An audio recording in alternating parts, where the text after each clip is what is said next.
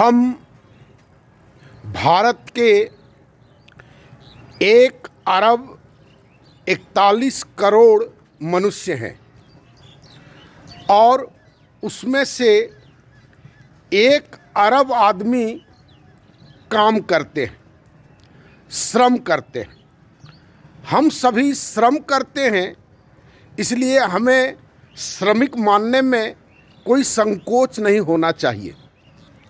वह श्रम शारीरिक श्रम हो या मानसिक श्रम हो, अगर उस श्रम का उत्पादन का अगर सारा हिस्सा हमारा ही हो, हम सबों का हो, तो हम किसी का मजदूर नहीं कहलाएंगे।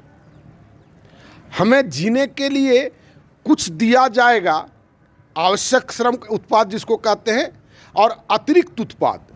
अगर अतिरिक्त उत्पाद का सब कोई स्वामी हो तो कोई किसी का मजदूर नहीं है, कोई किसी का मालिक नहीं है। वहाँ स्वाभिमान सबका संरक्षित रहेगा।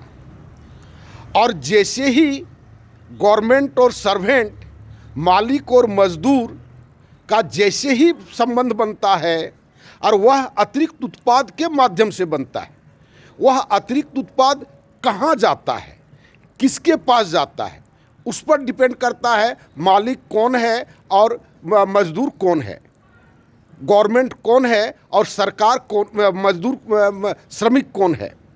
हम लोग सब पेमेंट लेते हैं, वो आवश्यक उत्पाद का ही हिस्सा लेते हैं।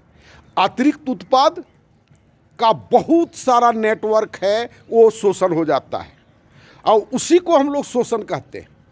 शोषण शब्द बोलने से बहुत लोगों का नाक भौं सिकुड़ने लगता है। ये गरीब की बात करने से भी बहुत लोगों का नाक भौं सिकुड़ने लगता है और कहने लगता है कि ये फलाना विचारधारा के हैं, वो फलाना विचारधारा का है।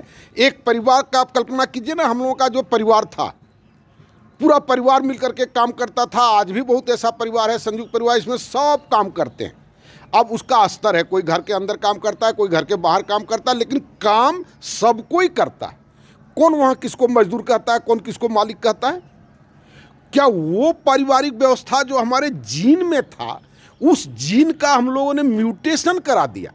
उसको अब परिवार मानने के लिए हम लोग तैयार नहीं है। परिवार का क्या विचित्र स्थिति हो गया है, आप देखते होंगे। कभी वाइफ हस्बैंड का सब कल्पना लोग करता था, वह भी आज नहीं रह गया। इतना विकृत हो गया वो अतिरिक्त उत्पाद का बंटवारा, अतिरिक्त उत्पाद के स्वामित्व के लिए इतना विकृत मानसिकता हो गया। सारा धर्म, नीति, अनीति सब ताक पर रखा गया। आप इन सब, और उसका सॉल्यूशन अगर आप कहेंगे सॉल्यूशन क्या हो सकता है, मेरा सोशल सिस्टम है। इसमें सब कोई एक परिवार में जिस तरह से लोग, और एगो बात और आपसे हम कहना चाहते हैं कि परिवार में विखंडन कैसे हुआ। जब हम लोग देहात में बोलते हैं कोसलाही, मतलब उत्पादन में से कुछ ही चुरा के रख लिया, कुछ चुरा के रख लिया, कुछ चुरा के रख लिया। यहाँ जहाँ हम रहते हैं वहाँ लोग इसको खेतारी बोलते हैं। और वही हो गया प्राइवेट प्रॉपर्टी। और जैसे ही प्राइवेट प्रॉपर्टी का शुरू हुआ, लूटपाट शुरू हो गया। राष्ट्रीयता शब्द जरूर बोलते हैं, राष्ट्रीयता कहीं नहीं है। नहीं तो कैसे लोग भाग रहा है।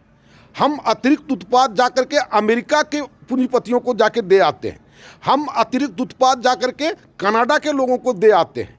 ये कहाँ राष्ट्रीयता है? चाहे हम मेंटल लेवल का वर्क करते हैं, चाहे फिजिकल लेवल का वर्क करते हैं। शारीरिक श्रम करने वाला भी आप देखिए कहाँ कहाँ जा करके शारीरिक श्रम कर रहा है। और हमारा सरकार, ये हमारे सरकार या हमारे देश के लिए विडंबना है कि इतना मानव संसाधन होते हुए भी हम अपने इकोनॉमी को हम बढ़ा नहीं पाते हैं और कर्ज ले लेकर के हम खिलाना शुरू कर दिए। चलो तुमको कोई काम नहीं करना होगा, तुम हमको वोट देना और लो बैठ करके खाओ। ये कितनी मजबूरी है। और लेकिन उसको हम काम दें और काम के एवज में अतिरिक्त उत्पादन दें, उसको मैनेज कर दें नेशनल लेवल पर और सबके जीवन स्तर को बढ़ाने का प्रयास करें। इसको लोगों ने गलत विचारधारा कहा और आज भी कहता है। आज भी ये सब बात कहने वाले को लोग गाली देता है ना। बहुत लोग गाली देता है, सब नहीं गाली देता है, लेकिन कुछ ऐसा वर्ग है जो कि गाली देता है और कहता है कि ये तो फलना विचारधारा का है, ये फलना विचारधारा का है। कैसे?